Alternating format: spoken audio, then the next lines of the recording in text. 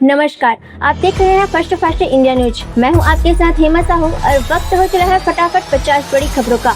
लेकिन उससे पहले एक नजर आज की बड़ी सुर्खियों पर। प्रधानमंत्री नरेंद्र मोदी को अबू धाबी में गार्ड ऑफ ऑनर दिया गया। पीएम मोदी ने कहा कि पश्चिम एशिया का संकट पूरी दुनिया को प्रभावित कर रहा है और भारत जल्द शांति चाहता है। नीट यूजी परीक्षा को लेकर बड़ा फैसला सामने आया है। शिक्षा मंत्री धर्मेंद्र प्रधान ने कहा कि अगले साल से परीक्षा ऑनलाइन मोड में कराने की तैयारी है, जबकि इस बार 21 जून को दोबारा परीक्षा आयोजित होगी। पेट्रोल और डीजल की कीमतों में बढ़ोतरी के बाद देश भर में राजनीति तेज हो गई है। विपक्ष लगातार केंद्र सरकार पर हमला बोल रहा है। उन्नाव कांड मामले में कुलदीप सिंह सेंगर को सुप्रीम कोर्ट से बड़ा झटका लगा है। हाई कोर्ट द्वारा दी गई जमानत को रद्द कर दिया गया है। जम्मू कश्मीर में शराबबंदी की मांग को लेकर बीजेपी कार्यकर्ताओं ने प्रदर्शन किया। कई नेताओं को हिरासत में लिया गया। प्रियंका गांधी ने नीट पेपर लीक मामले पर सरकार को घेरा। उन्होंने कहा कि हर साल लाखों छात्रों का भविष्य बर्बाद हो रहा है। बिहार में पेट्रोल पंपों पर लंबी लाइनें देखने को मिली। पेट्रोल और डीजल के बढ़े दामों से आम जनता परेशान है। 21 मई को प्रधानमंत्री नरेंद्र मोदी की अध्यक्षता में केंद्रीय मंत्री परिषद की बड़ी बैठक होने जा रही है। कैबिनेट फेरबदल की चर्चा तेज हो गई है। मायावती ने अखिलेश यादव पर बड़ा हमला बोलते हुए ब्राह्मण समाज से माफी मांगने की बात कही है। ब्लैकआउट के दौरान हुए मर्डर केस पर तेजस्वी यादव ने सरकार को घेरा और कानून व्यवस्था पर सवाल उठाया। डीएमआरसी ने सरकारी कर्मचारियों के लिए हाइड्रोजन शटल बसें चलाने की तैयारी शुरू कर दी है। भारत और फ्रांस के बीच बड़ा रक्षा समझौता हुआ है, जिससे भारतीय नौसेना की ताकत और बढ़ेगी। चार धाम यात्रा में श्रद्धालुओं की लगातार मौतों ने प्रशासन की चिंता बढ़ा दी है।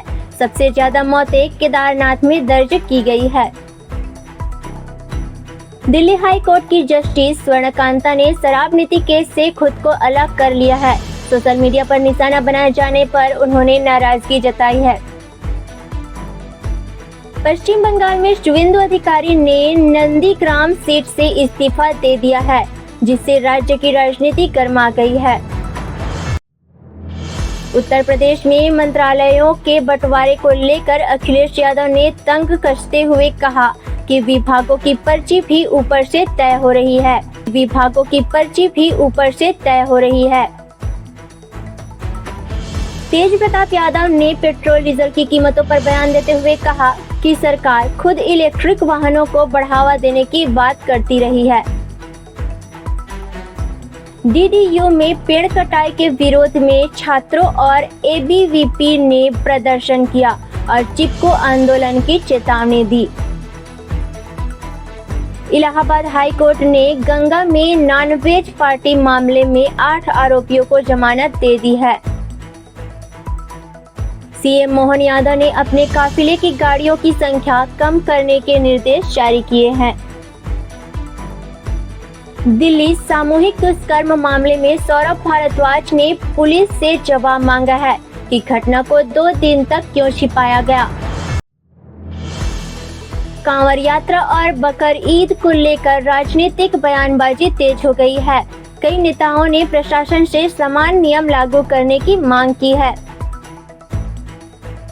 चीन और अमेरिका के बीच व्यापारिक रिश्तों में नया मोड़ आया है। डोनाल्ड ट्रंप ने दावा किया है कि चीन 200 बोइंग जेट खरीद सकता है। इजराइल और लेबनान के बीच तीसरे युद्ध को लेकर चल रही वार्ता खत्म हो गई है। अमेरिका ने बातचीत को सकारात्मक बताया है। ईरान और अमेरिका के बीच तनाव लगातार बढ़ता जा रहा है। ट्रंप ने ईरान को कड़ी चेतावनी देते हुए कहा कि समझौता नहीं हुआ तो भारी विनाश होगा।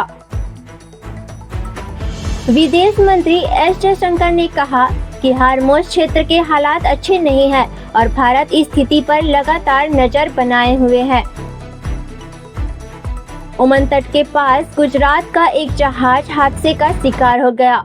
कोस्ट गार्ड ने सभी क्रू मेंबर्स को सुरक्षित बचा लिया। ट्रंप और शी जिनपिंग की मुलाकात के बाद दोनों देशों के बीच रिश्तों में सुधार की उम्मीद जताई जा रही है। ईरान ने हार्मोज को लेकर नए प्रोटोकॉल जारी किए हैं, जबकि ब्रिक्स देशों में अमेरिका की आलोचना करने की अपील की गई है।